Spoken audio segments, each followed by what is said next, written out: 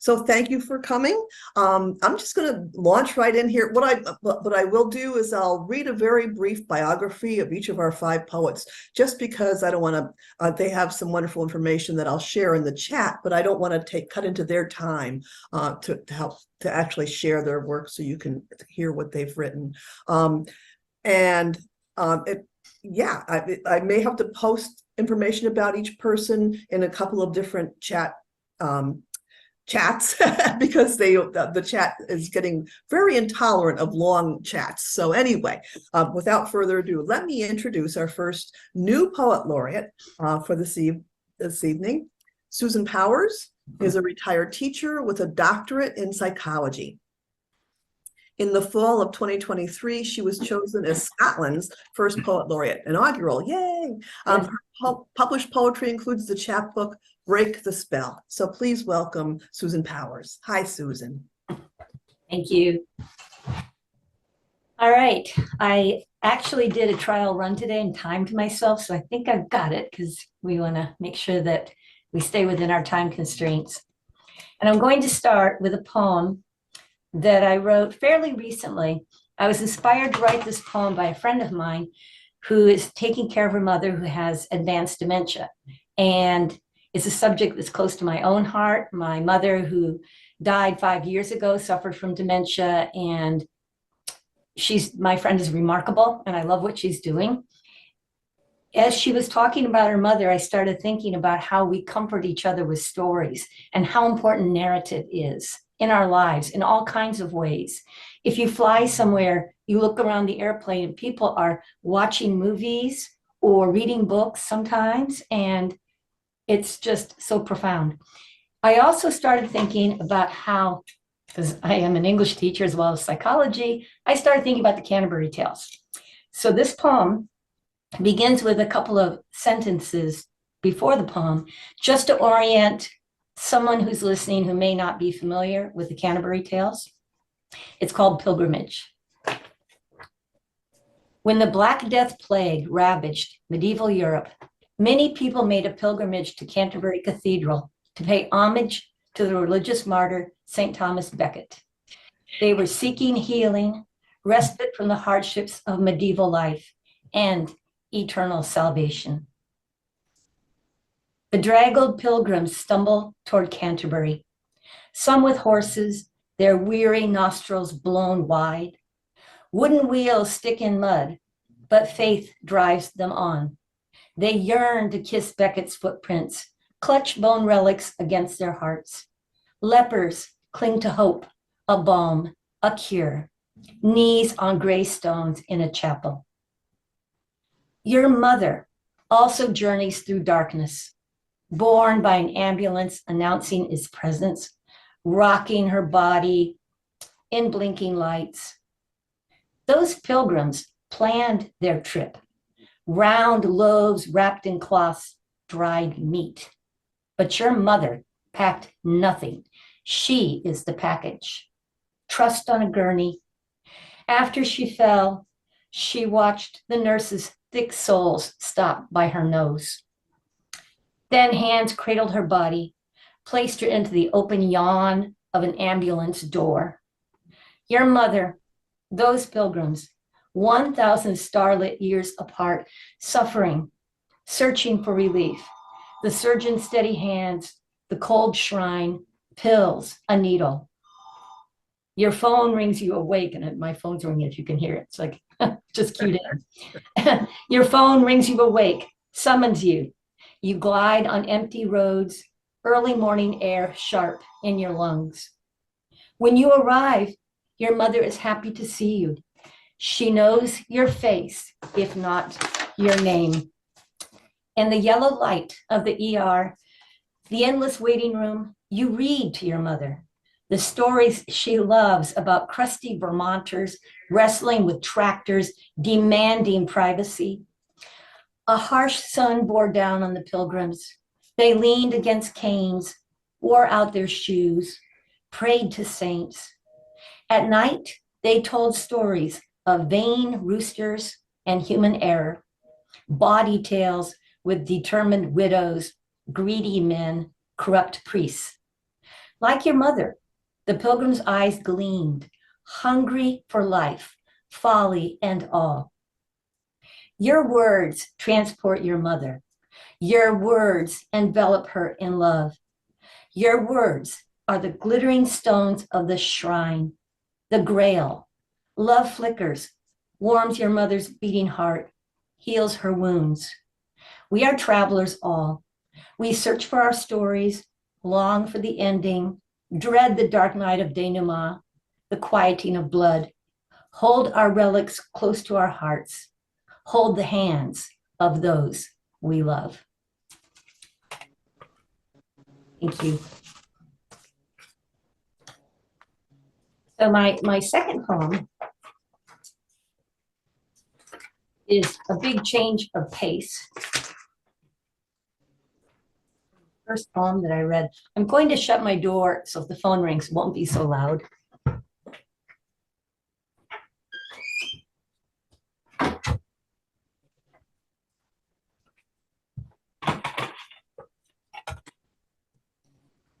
The second poem was inspired by my father. It's called Alligators in Puddles. 3:15 a.m. I wake and wonder, was my father right? Do baby gators wait, submerged in puddles, golden eyes watching for luscious toes, bright with polish, served on a sandal? 3:20 a.m. Perhaps alligators ripple in canals, climb fences, break through windows, charge the fruit bowl, gulp a cat in one swallow. I shift in bed, pull up the blankets. 3:30 a.m. Moonlight streams as I remember Dad's gift, the gadget to shatter windows. Then, when my car plunges off the bridge, I will survive in swirling waters, the alligators too surprised to attack. 3:40 a.m. Before Dad died, he placed a kitchen knife in my hand, guaranteed to be sharp for a lifetime. Its blade gleamed like teeth.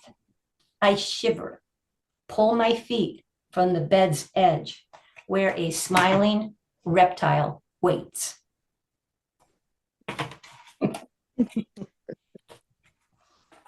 It's all true. I have that knife, but it didn't stay sharp for a lifetime. All right. My next poem. Oh, and I meant to mention, let me just go back for a second. The alligator poem was published in Sandy Lee Carlson's, the Poet Laureate of Woodbury, Connecticut. She has an online magazine called the Orneg Mountain Poetry Journal. And she's she is like a power horse. I mean, I'm so impressed by all the things she does. I'll be really happy to meet her. Many of you probably know her, like, wow, what she does. And this next poem was published in Sixfold magazine, which I'm very fond of. It's a great Connecticut publication. It's called The White Hen. And I want to say that, like many people, during the pandemic, I got chickens. It's like a thing, right? I mean, I was home and I had chickens and they were wonderful and I love them. So this is the white hen. A tilt, a white sailboat tipped askew. The hen propels her bulk. Claws tear dry leaves, wings raised. She imagines flight and trundles toward her coop. The hawk's shadow circles. Reptilian eyes target the soft curve of her neck, the place where talons sever heads.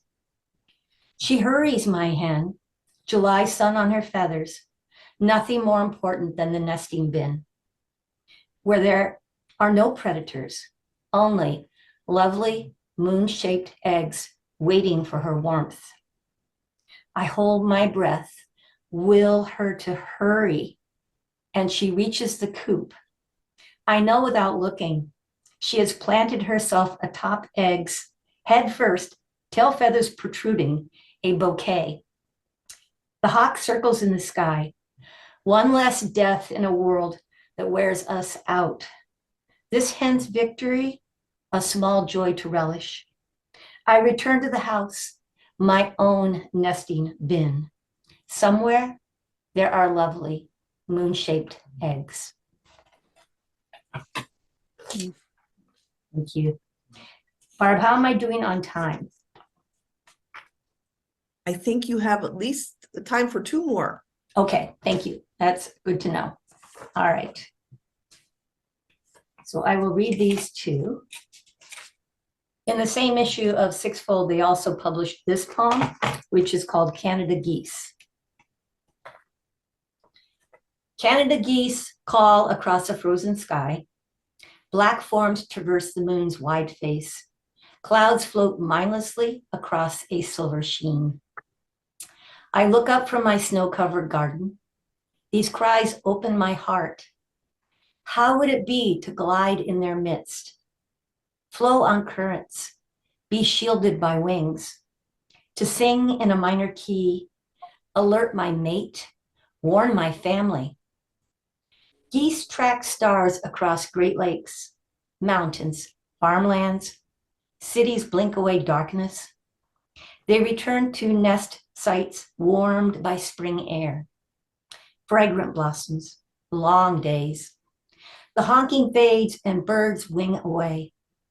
I weigh the loss of wild song, become memory.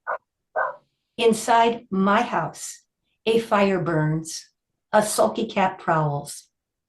I balance on ice, take the lead, buffer birds behind me, eddying, dipping, following the moon.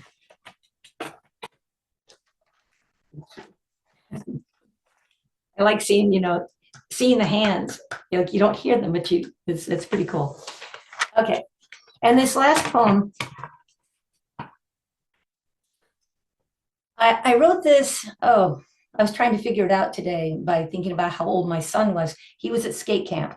So I'm thinking I probably wrote this poem in 2009.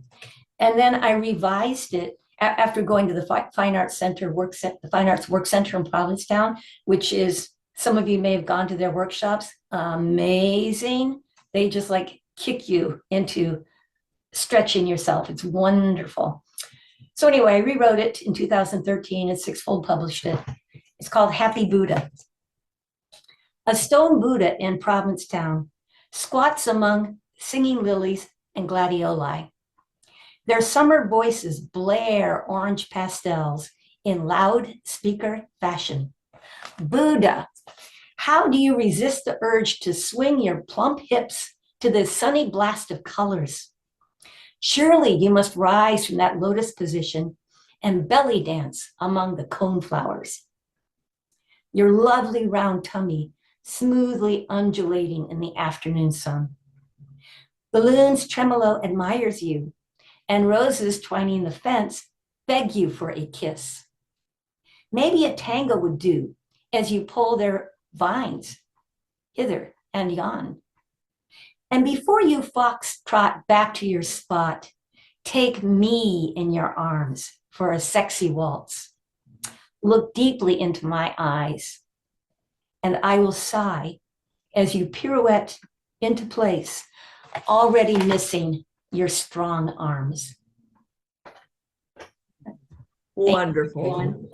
Thank you. Thank you. That last one was really fun. Good to see a lot of that. That's very fun. Thanks. Thank you. All right. So next up, we have Steve Veilleux. Veilleux? Steve, is it Veilleux or Veilleux? Should have asked before. The L's sound like a Y, believe it or not. So it's Veilleux. Veilleux. Oh, I'm so glad I asked. And I apologize. Veilleux. Wonderful. Wonderful. So Steve Veilleux is the town of Thompson's inaugural Poet Laureate. Steve hosts the Packing House Poetry Series in Wellington, which is a monthly. And his latest poetry collection is Event Horizon.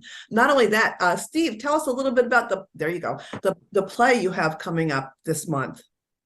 I started writing this without knowing I was actually writing it. I was walking my dog Lil on one cold October afternoon and started writing something about a cold wind is going to blow, it's going to be a tough winter, and so forth.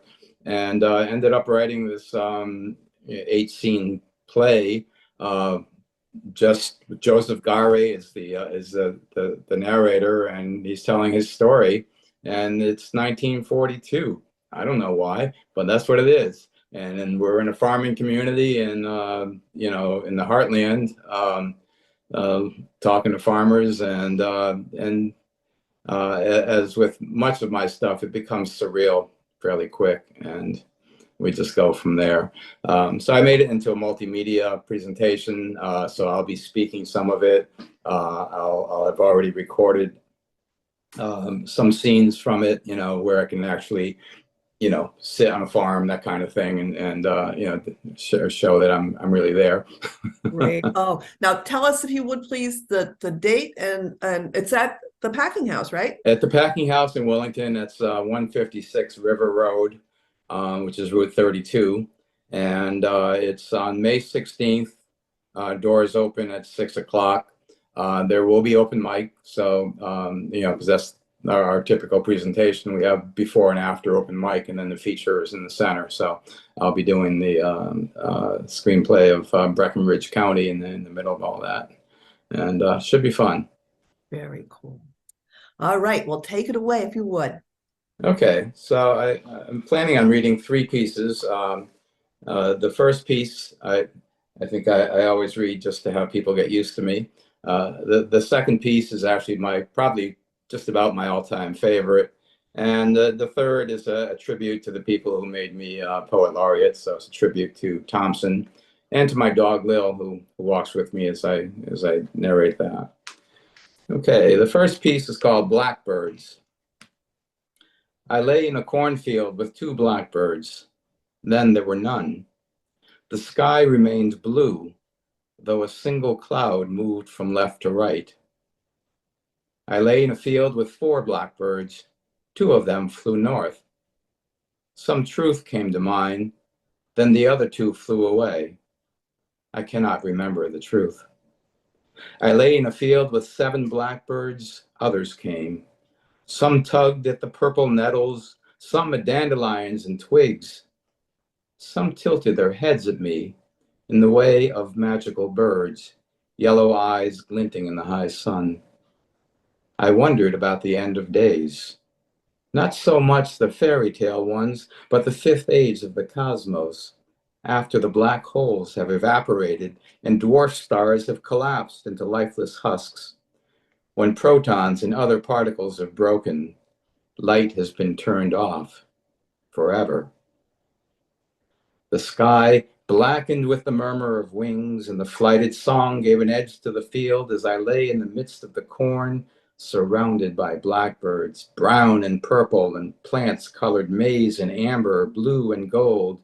And I remembered that you are part of my song. For I lay in a field with blackbirds, and they took hold of my heart and anchored it. In a pyre lifted in their midst, blackbirds swirling plume to heaven, and I lay in a field of broken corn, hyacinth and daffodils swaying, a flowering blanket twisting toward the inevitable edge. I knew then that your shape lingered there.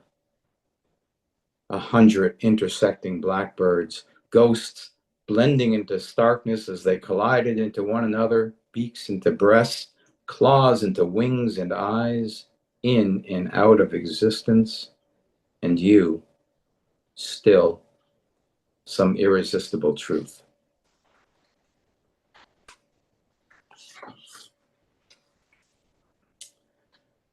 This next one's a narrative poem. The speaker is a truck driver making his way from Alabama to Texas on a midnight run.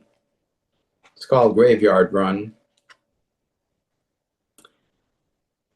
I felt more like making the drive if the moon was out, but no matter, when it was time, I'd hoist myself up the seat of my 18-wheel Leviathan, settle in for the midnight run between the Port Authority in Mobile and the United Marine Shipbuilder of Beaumont, Texas. A quick step in Laplace, Louisiana to break the monotony. Engine got to whining once a week or so with the weight of steel and steel pots. Air horn echoed across the blackness from time to time. Another witching hour blast like a Paleolithic elk mating call. My rig, my cargo, and I scratched across the spongy terrain of the Louisiana Bayou, north and west of Pontchartrain, stopping now and again to watch the moon. When light enough, catch the voiceless shadows as they dribble through the Spanish moss, hanging wet on the groaning cypress trees. And I sucked it in, yes, sucked in the smell of the wet wood, the clump of southern fog sticking to me like marmalade to a tree. Or when the lady was new, I'd stand still in the brittle darkness, mesmerized by the tree frog's haunting chirp, the cricket's wing wub, and the hoot song of the barred owl. Long about 3 a.m., I'd find myself at Fanny's truck stop. Its lights flickering like an Art Deco firefly was how I met her. Skin soft and brown as milk chocolate, a gal like no other. Truckers called her Fentanyl Fanny, and she spoke so sweet in that slow brown sugar cadence, the line of the bayou. The great-granddaughter of Black Julia, a voodoo princess of Frenier, Louisiana, and non-stop, except for when she was scraping another fix of devil's dust across the inside of her lip.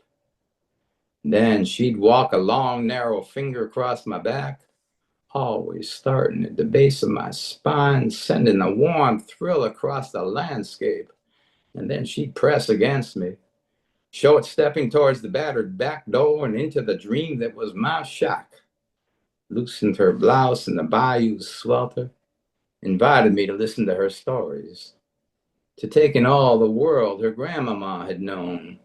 And oh, I breathed in that world, a long, long breath with a hitch and shudder in between, to inhale her swirl of shadows, her swirl of the gray mosses, her ripple of moon and stars and clouds, her swirl of pooling waters, collapse of cypress knees, looking every bit like human bones rising from the mist from the alligator graveyard, where they lay awake, where they lurked awake, gliding through the darkness.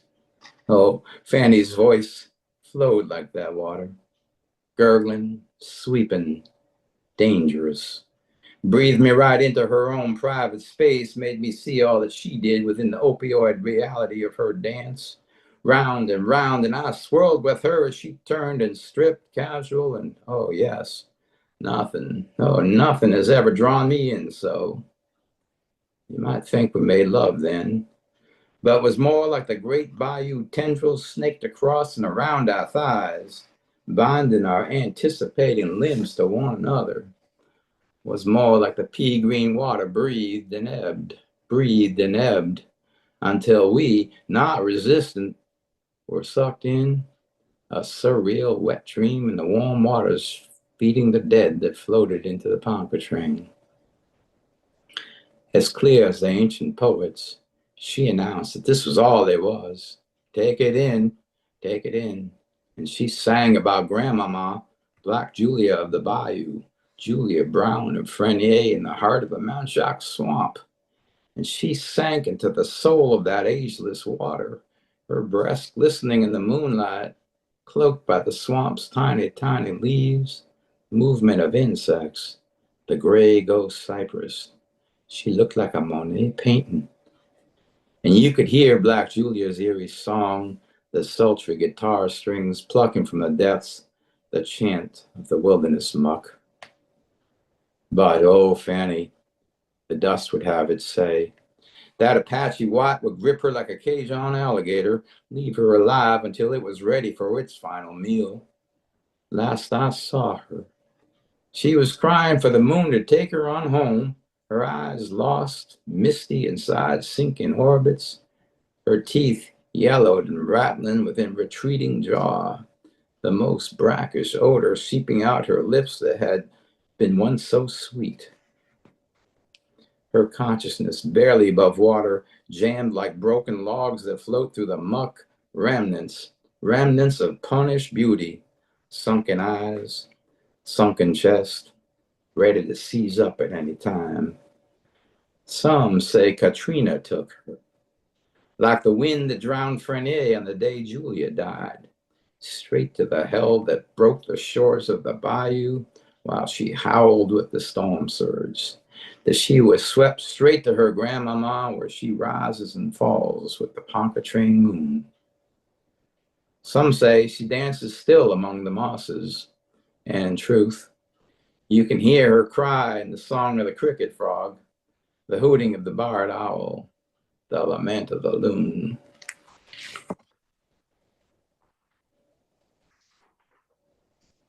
I wrote that after listening to Canned Heat singing Amphetamine. Okay. So this last piece is something that I wrote while kind of studying about the town of Thompson and its past, and walking, for a number of days up on Thompson Hill, which is where a lot of the mansions of the old wealth here exists, and always with my little Shih Tzu Maltese mix, whose name is Lil. So here we go. And I'll go back to my northern accent. Twilight on Thompson Hill. It's twilight on Thompson Hill, and I with Lil on a long leash and still with my thoughts and hers on the common. An early autumn breeze swirling leaves and memories. It's twilight on Thompson Hill. A lone Ford pickup approaches the stop sign. A lone driver heading home, anticipating a quiet evening, hope of a filling meal, a place to lay his shoes. And Lil tilts her head on Thompson Hill, a seeming interest in the orange turning dusk through the windows of the Mason house, painted now with the warmth of the setting sun, and soon the dimming violet of twilight. The electric lights of the grand old homes on Thompson Hill mark the evening. The half-lights of Ferry fill the dusk, and Lil sniffs at the cooling air upon the green and stops when she spies the first crossing of the spirits on Thompson Hill. First upon the green, outfitted in his finest Victorian clothes, larger than life as he was when at his tavern's doors he stood, Vernon Stiles, and by his side and equally wide, his stately wife, Lucy Goddard. In the half-light, Lil pauses to sniff at a growing thickness in the air. A car horn flares, then fades in the distance, replaced by the clop-clop of horse hooves, the crunching of loose stone and wet earth beneath carriage wheels, the glimmer of candlelight from the shops along the way. An open window, the long-skirted woman over the hearth, warm loaf in hand. And we become aware of the faces from a past age, the vital barons, Savin and Wilkinson, Grosvenor and Mason, Nichols and Watson. Even now, they tower over the others, though their heads are bowed. As if some understanding has pierced this realm, an entanglement of spirit passing through one another as they could never in life. And the voices cry as one on Thompson Hill, those who tilled the soil, those who milled the grain, who tamed the rivers, tamed the rain, who grew the land, who brewed the ale, who watch over these homes from beyond the pale.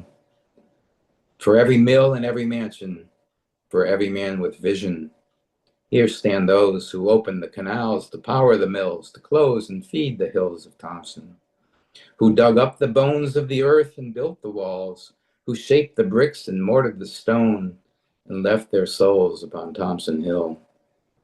The press of souls with picks and hoes, with workmen's awls and axes, these are the men and girls, the women and boys whose brows were wet with sweat and mortar, whose souls tell the tales of Thompson Hill.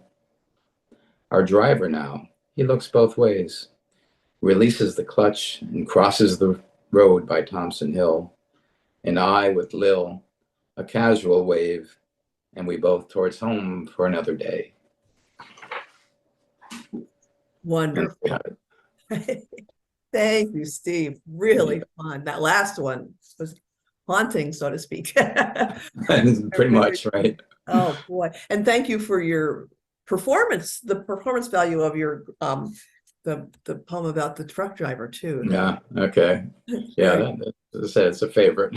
Yeah. And I've been there. My son went to medical school in New Orleans, so I had the chance to get to know the area.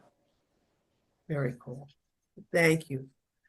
Okay, so third, we have poet, artist, advocate, and educator Nzima Hutchings and she's the new poet laureate of Enfield. Nzima is the founder of Every Kind of Lady, an organization that helps women use writing to help heal from trauma. So please be sure to check out her biography in the chat. She's got an amazing life story. So welcome, Nzima. Thank you. Thank you very much. This first poem that I am going to read is called Revolutionary Turns. So a lot of my poems are speaks to women and advocacy, and I love movies. So this first poem was inspired by the book, Alice Walker book, The Color Purple, because the new movie came out, the musical. I was inspired to read the book again, and there was a lot more nuggets in there, and I just thought it was important to just respond to some of the piece that was moving me. And so, to no further ado, this is a revolutionary term. She's the essence of womanist, resilience, and forgiveness. She's unbound, doesn't carry bridges on her back. She's many women, rooted African, brown braided 4C hair plaited, deep arch rounded, with plain love, plain flat eyes. She's the rhythm of her ancestors' drums. Mister called her black, skinny, ugly.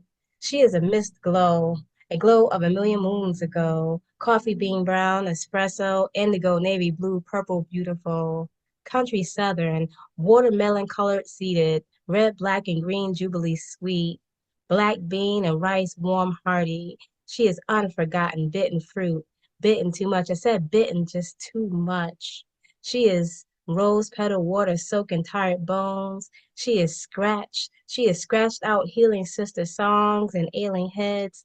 She wears Hades ladies' unrest brows, a sorrel red lipped an African proud smile, filling wild bellies with eggs and steaks, never to paint on walls, a triumphant song, while spitting in water glasses, her revolutionary turn.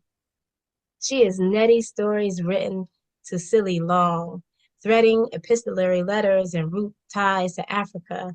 She is Tashi's survived tribal scars and hand-me-down generational curses, anew and unbarred, wearing breeches she handmade. She's the teeth-cracking sunflower seeds and the split-open earth growing and tall.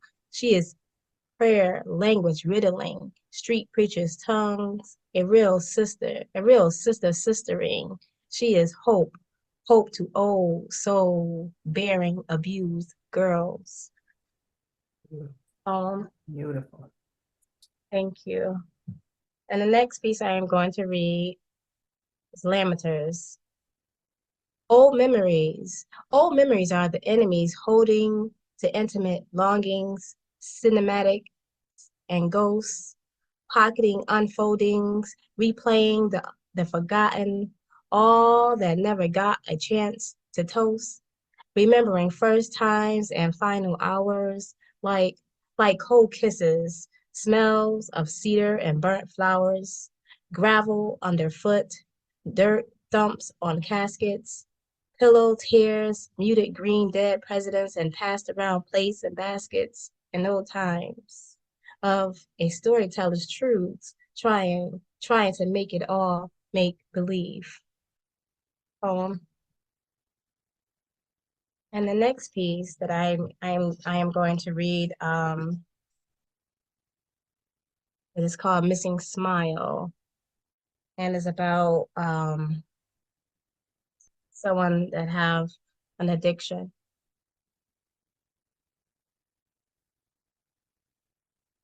She can't seem to find her smile at the bottom of her glass anymore.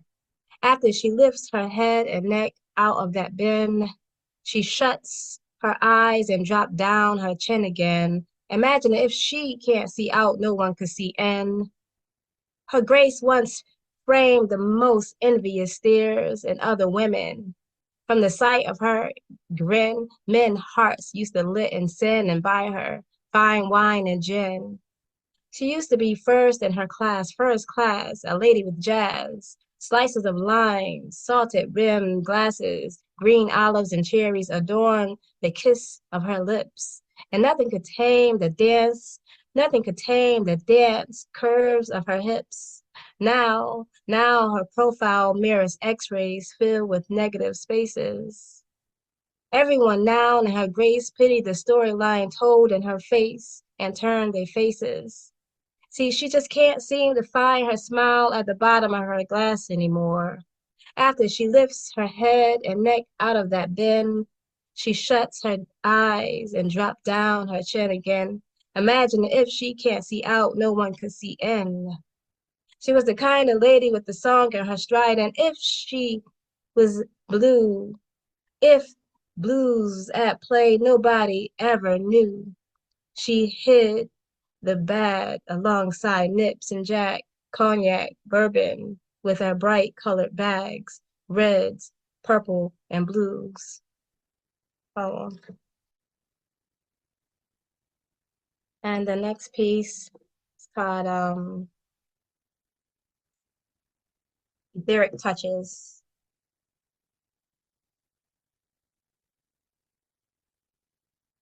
When a lady touches herself deep on the inside, climatic changes fills her womb, fruiting etheric relations, forming a poetic amalgamation between the natural and the metaphysical, like an unfolding buttery prayer, butterflying to God before spoken. See, when a lady touches herself deep on the inside, she masters her first tribe, her first ancestors, two-step, a whispered heart's drum, lift as we climb, lift as we climb, lift as we climb, lift as we climb. When touching herself deep, she gains back her first mind's eye, capacity to untangle the ciphered, eye clarity to realize Black ain't really hard to do. Enslaving for sustainability, submitting to the bluest eyes, killing moves, killing us, fueling our demise. We didn't do. We lifted as we climbed. We hieroglyphed and rocked unks. We actually gave a. See, when a lady touches herself deep on the inside, she reclaims her feminine principle. She disclaims all the isms and is. She screams in her walk, be beyond queenable. Be beyond queenable, typical ego curves and hairdos, and how to make the booty do what it do. See, when a lady touches herself deep on the inside, she comes outside, demanding others to take her rightful place. So she licks her fingers and thumbs, finding her saliva beyond her teeth and gums, be both persuader and provisions. From another dominion, a food source from her welcoming table, for every kind of lady and man, her lifting and her climbing. See, when a lady touches herself deep on the inside, she raises her roots above ground. It be her limbs, legs, and feet, as it be her limbs, legs, and feet. It is the train of her gown, the weight of her wisdom and route. She flips sepia sand and rock, not wind, but her her newborn breaths, the crimson beneath her skin, the milk heavy swelling her breasts, fingertips holding life's edges like branches holding berries. Bridges cross, so bridges cross be the trunk of her back, thick.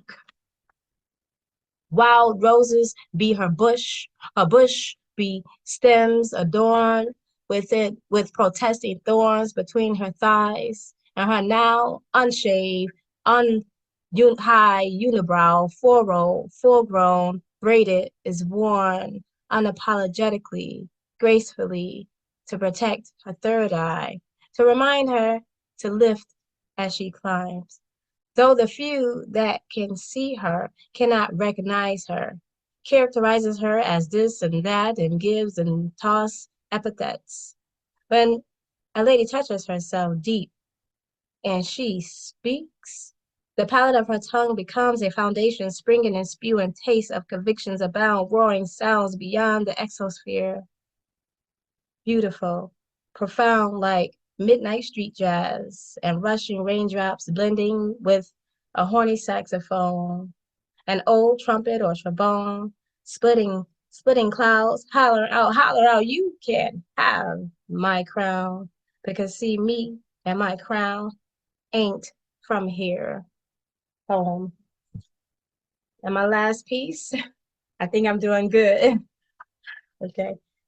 So maybe my last piece. I think I have a few more minutes. This piece is Every Kind of Lady. I must do it at every platform. Constancy is an unfair brand of a lady. See, I think that I've been every kind of lady. Her and her too. The kind I didn't understand. The kind I feared, envied, yet I revered. The kind of lady I might have shamed or wouldn't claim. The kind of lady I gotta be. Yes, even that girl. Her and her too. The kind I couldn't stand or even forgive. The kind of lady that both lived and survived. The kind I grieve. The kind of lady I pray heavily to be. The kind of lady I gotta be. Yes, every kind, even she. And thank you. And how I'm doing? Is that like 10 minutes? I have 14, right? Yeah, you don't have 10 minutes more, but maybe one more poem? Perfect. Okay. So this one I wrote, it is called Uncrowning Suicide. I am a artist advocate, and I work with folks who have suicidal ideation. I'm a peer, and I am there supporting people. And I was tasked to write a poem, and the theme was heavy as the crown. So in this poem, I am spelling the word crown, but it is called Uncrowning Suicide.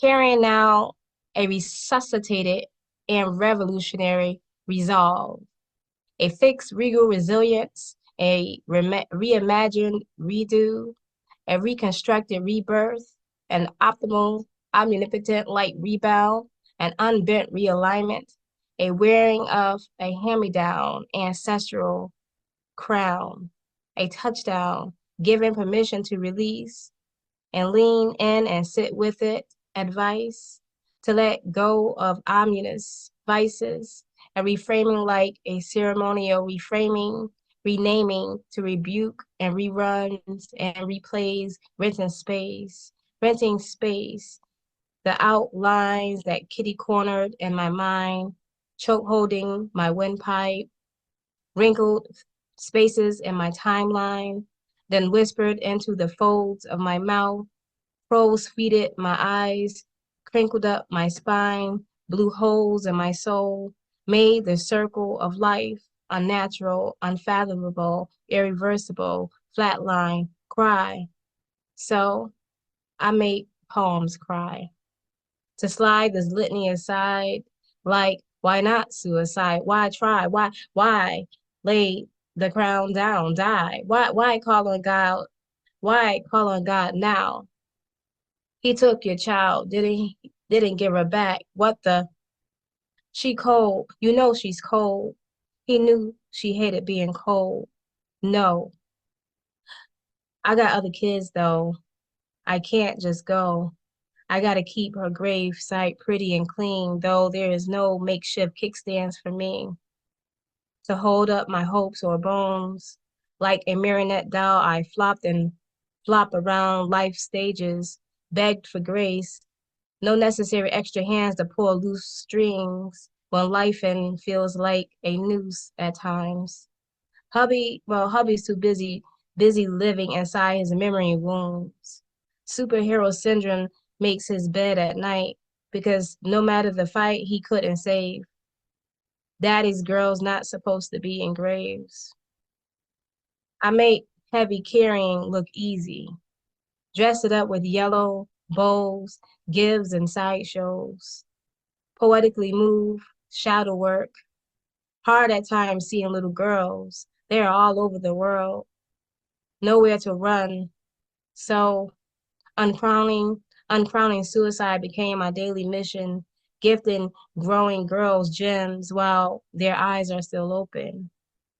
Bolding crowns now, if only in words. It is way beyond queenable. Call it practical, ethereal, or spiritual. I decided hospitals are not the place to go. Gowns just keep my ass cold, made me feel like a freak show. Besides, my daughter's legacy needed more from me. I am always her mother and her queen. Heavy as the crown, even if I have to wear it with a lean. And primal belly scream under willow trees. My name means whole, and hers means purpose. We are still a team.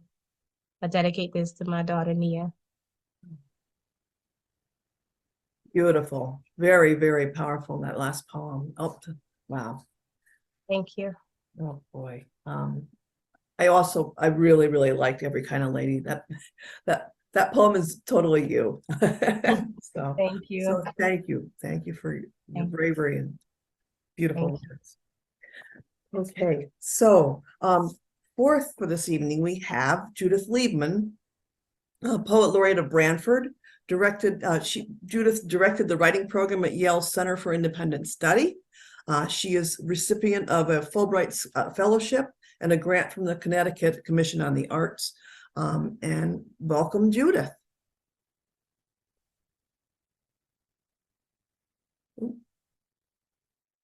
Oh, you'll need to unmute.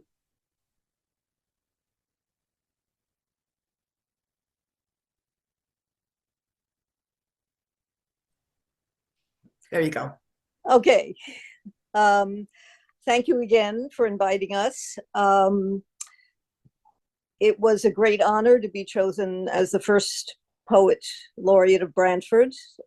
And I have filled the past 3 months with many events, and I think have been able to arouse the poetic force in a lot of people who had no idea they had any. And if any of you are interested, on June 2nd, there's an event at the Baca Gallery in Branford in which high school teachers, high school students, and some older gentlemen from one of my workshops are all going to be reading poems they never thought they would be able to write. So that's going to be on the websites. So you can, I think it might be fun to hear. I call it the Poets Among Us.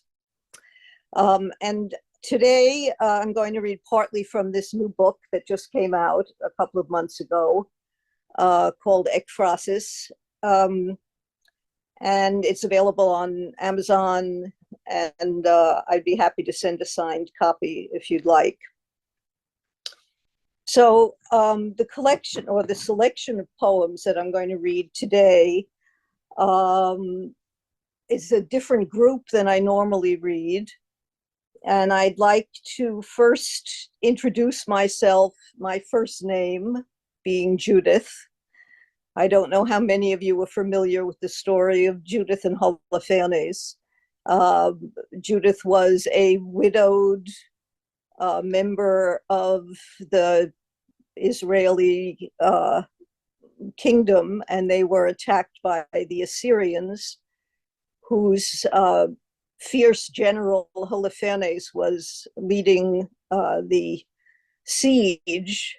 They had already surrounded her town, which was right next to Jerusalem.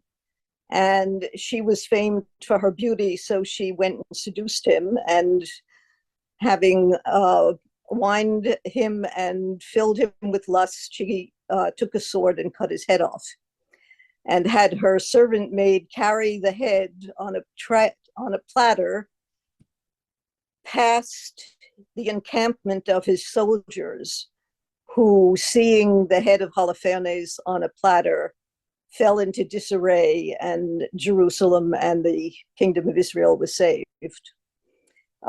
So I never actually asked my parents why they called me Judith, but my sister told me it was because I was such a terrible person and they named me after a murderess. And so I carried that with me. Older sisters have a lot of power, until I had the good fortune to go on a scholarship during college to Florence, where I saw a wonderful painting, which is in the book. I don't know if you can see it. That's a Botticelli painting of Judith with her sword and her servant maid behind her. And the poem is also an acronym. It's called Eponymous Poem. Jewel-like, the Botticelli blues and ivories undulate and flutter round the elongated, doe-like figure, striding past the enemy encampment. In her servant's hands, the platter boldly held aloft, the pale and swaddled offering upon it, Holofernes' head. Holofernes' head, the beard matted, hair in tangles, lips flaccid and askew and drained of passion's crimson, eyes unsocketed, presented as a trophy, justice done, a people saved. Judge her not by the bloody and unfeminine deed, but for the flawless discharge of a tactical maneuver, in wielding weaponry, both flesh and steel, to sever from its warrior hero's body Holofernes' head.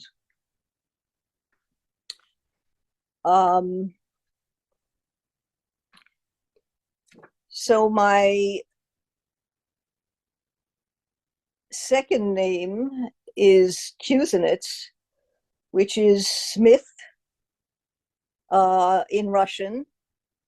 And the reason that I have that name is that my ancestors, who lived in the Russian-occupied Ukraine in the 19th century, were subject to periodic pogroms in which Cossacks who would ride their horses through Jewish villages or would seek out Jews by their names in other settlements and would kidnap and rape the women and murder the male children and the men, much as what happened on October 7th. And luckily, I was born post-Holocaust and grew up during decades when I had no real feeling of anti-Semitism. I mean, other than the less harmful kind. And yet it's always present because we know our history. And I wrote this poem, which is called Orison, which is a Greek word for a supplication, for my first grandchild named Ali. Orison. If indeed you are the one, then I ask you to observe, to extol, to exalt how the child, grandchild of the grandchild of those exiled from Odessa's amber-studded Black Sea beaches by the men on horseback wielding bloody swords, discovers lavender, how she waves away the honeybees and clutches in her chubby fist a sheaf of purple-scented stalks, holding them aloft like spears. If you are the one, then let her find her way as well to rosemary and lemon balm, and to the sweetness at the center of the stinging nettle. Assure her claim forever to this garden as her own.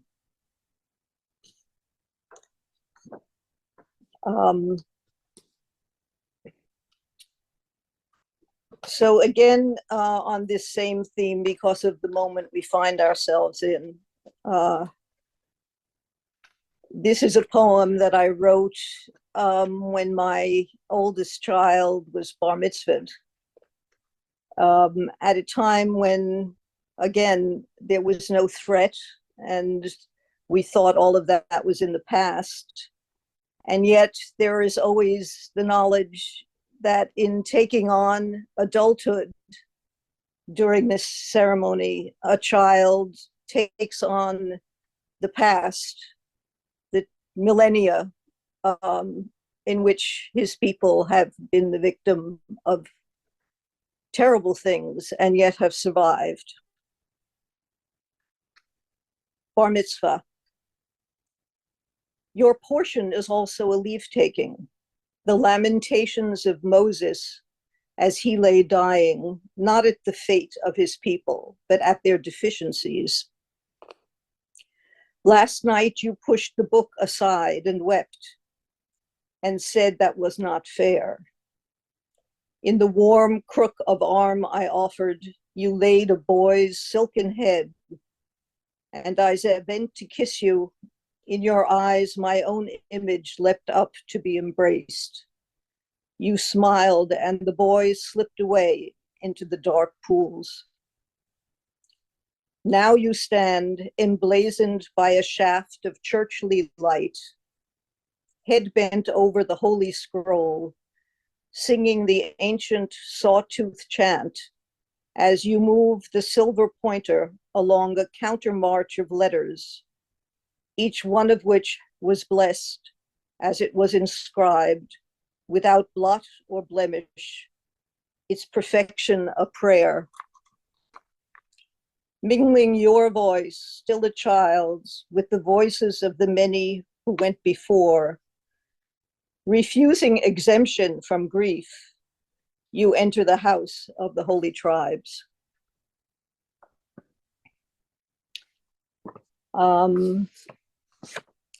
And then I have one more poem from the book.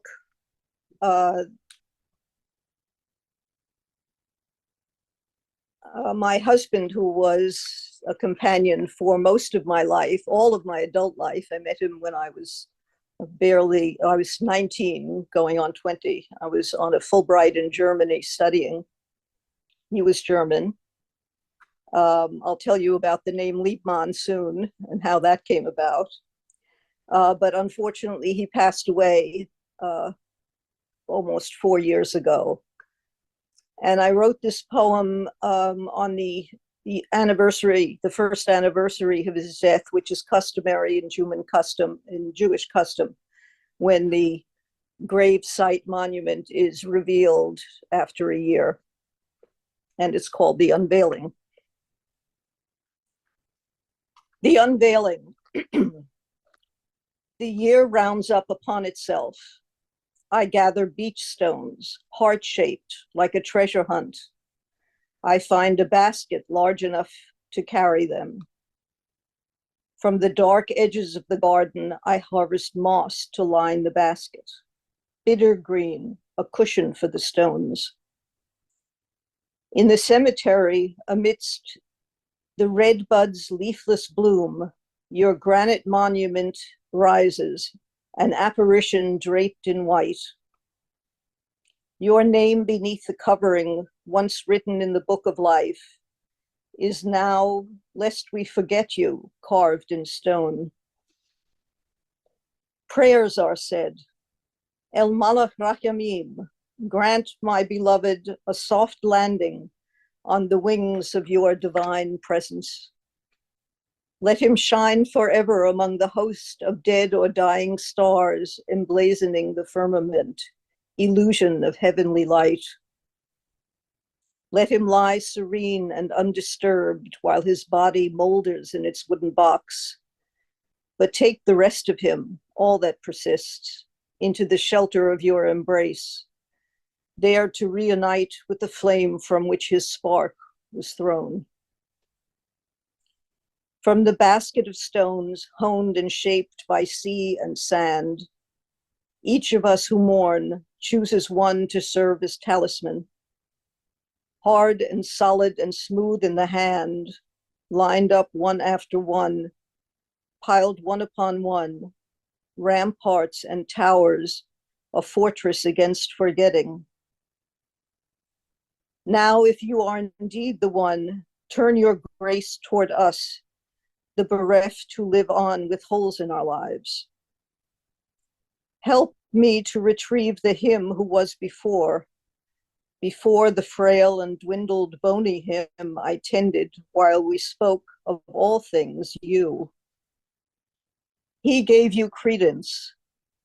So let me feel again the warmth and dryness of his hands and remember how he swam ahead of me to ward off jellyfish. Have him come to me in dreams. We could sit in the garden with a glass of wine, aroused to lively conversation by the ironies of daily life.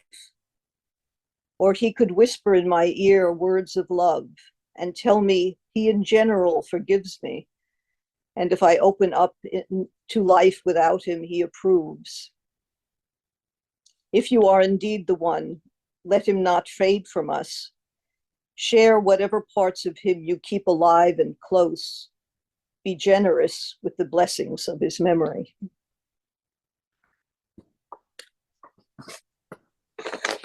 Thank you very much. Beautiful poems, Judith. Just gorgeous. I have one more. I think I have time. Okay. I actually have a stopwatch going. Oh, I have 14 minutes, but I really would like to read this one. Okay. It's a poem I originally wrote in German. Is it and was short? published Is it a in short? this. Okay. Yes, it's short. Okay. Thank you. Good. Excellent. Sorry.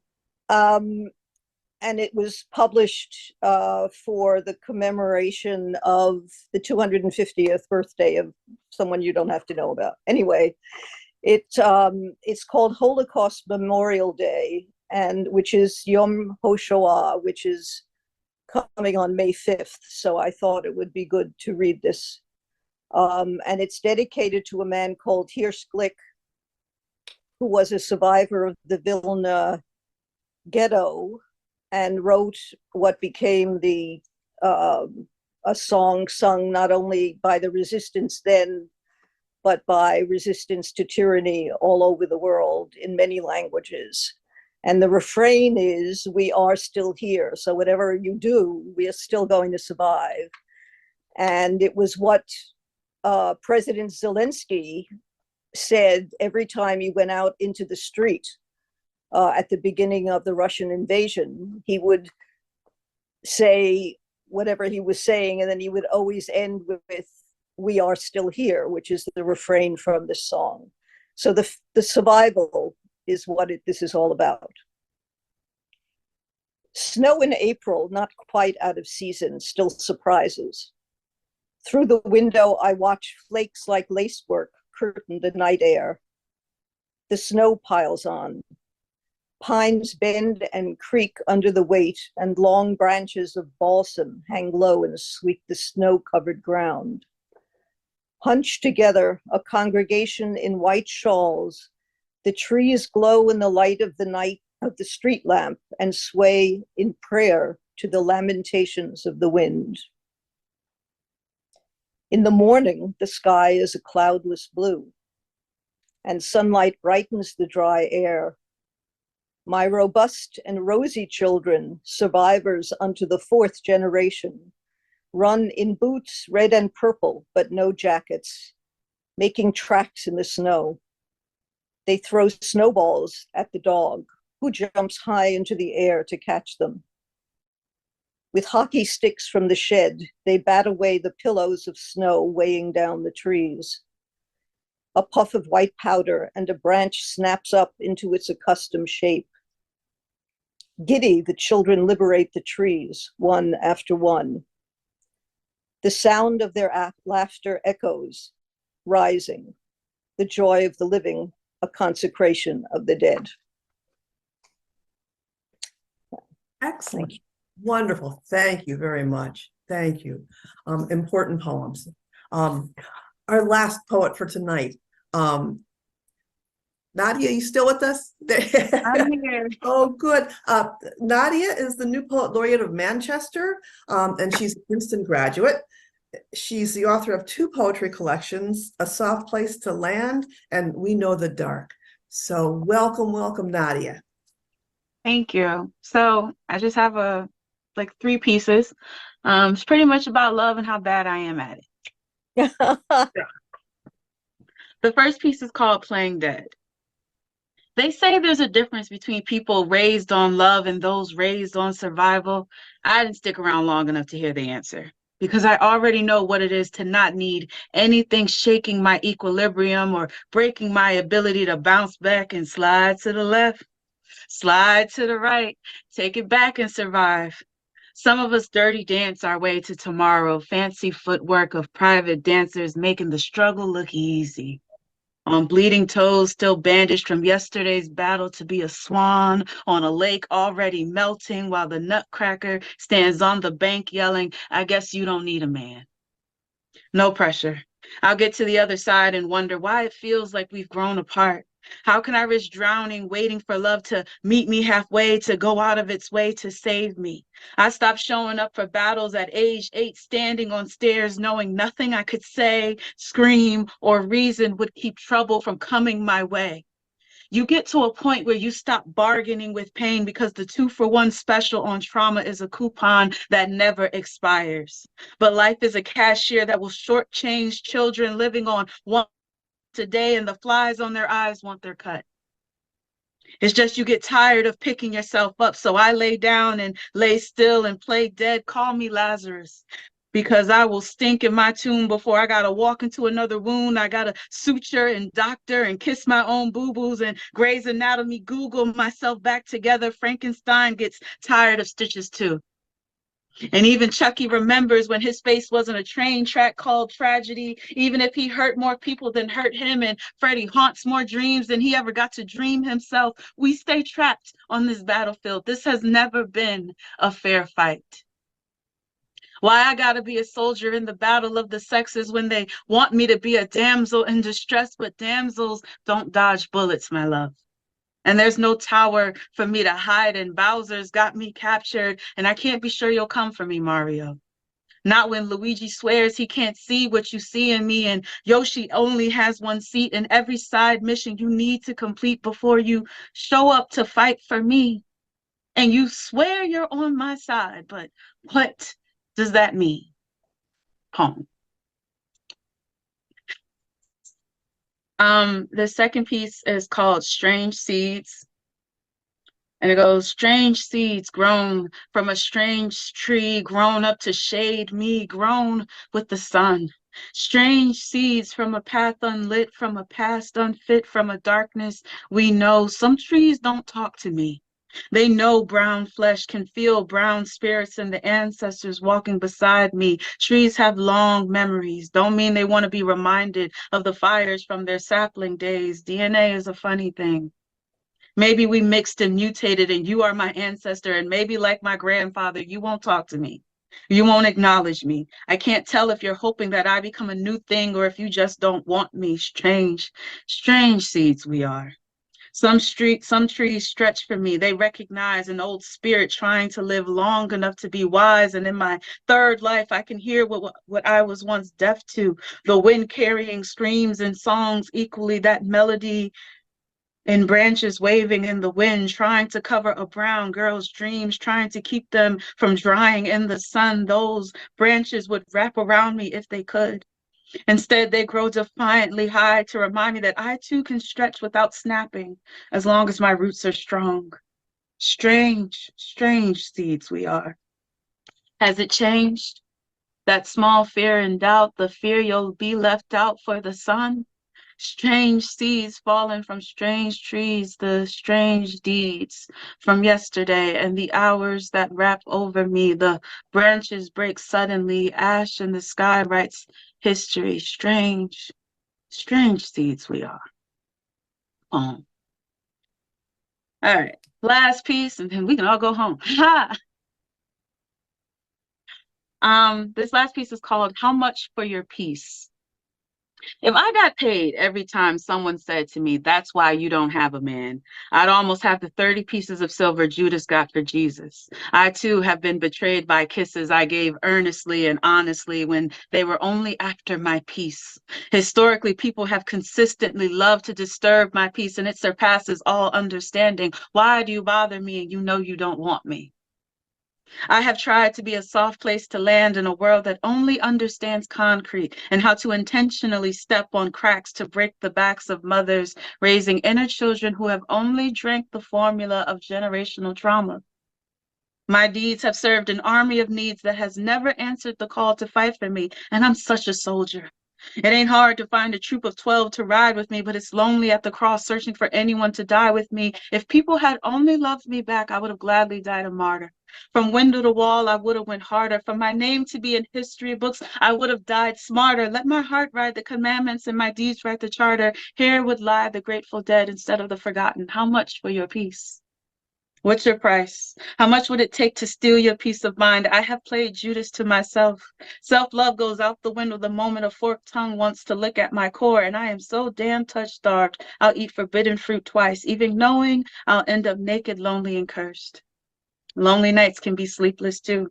If you knew the things I have done for my peace, I have cried, lied, survived for my peace. I have tried, arrived, and died twice for my peace. I have taken pills and potions, serums and lotions. I have drunk the bitter and the bittersweet for my peace. Fasted when all I wanted to do was eat for my peace. Paid rent, then got a mortgage just so I could sleep for my peace. Swam through all my shadows and dug deep for my peace. Cried out to God and learned to pray for my peace. I get up and fight every day for my peace. I'm at war and all I catch are strays, but it's my peace. And at the end of the day, I'll pay the price for my peace. You can't have my peace. It has cost me far too much. Oh. Thank you, everyone. Wonderful. Oh my gosh, you left us on high energy. Thank you. Hey, I wanted to ask you the last poem that you read there. Is that in one of your two collections? Or is that Actually, no, that's something new I'm trying to work on, but who makes promises these days? Don't do it. I sure don't. Thank you. Don't hold me to anything. Wonderful. Well, thank you. And Thank you so much. all the new Poets Laureate, thank you for your time and for your wonderful work. Thank you, Lucy Hanley at the library, for our platform, for sharing these wonderful folks. And don't forget to join us June 5th for the spoken word episode of Poems from Connecticut's Four Corners. So thank you, everyone. Thank you, Barb. Bye. Bye. Thank you, Barb. You. Thank you, Wonderful. poets. Thank you, poets. Yes, A great night. yes, thank you. All right.